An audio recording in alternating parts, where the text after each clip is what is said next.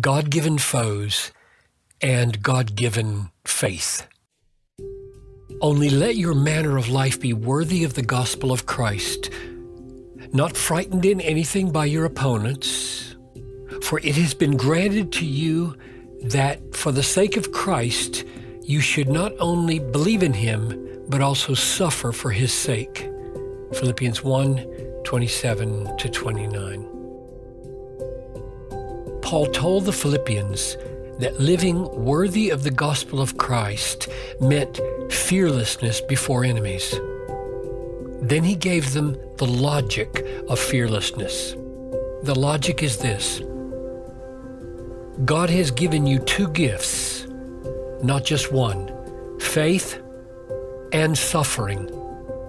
That's what verse 29 says.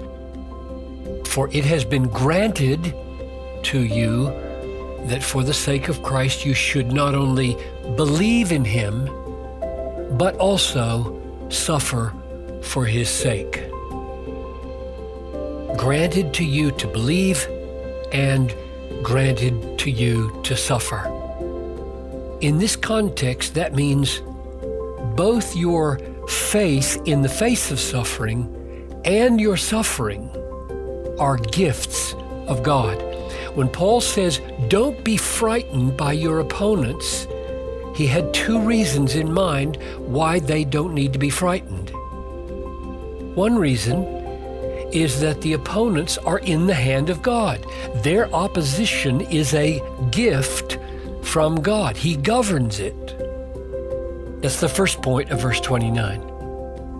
And the other reason not to be afraid is that your fearlessness, that is your faith, is also in the hand of God. It too is a gift. That is the other point of verse 29.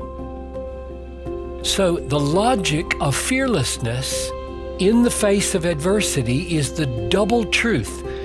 Both your adversity and your faith in the face of adversity are gifts of God. Why is this called living worthy of the gospel of Christ?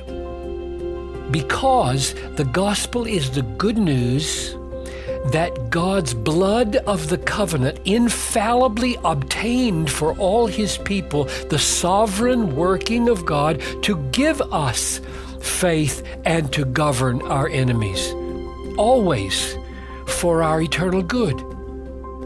That's what the gospel secured. Therefore, to live that way shows the power and goodness of the gospel. Therefore, fear not.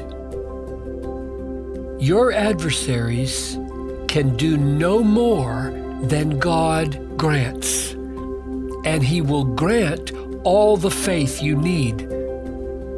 These promises are blood-bought and sealed. They are gospel promises.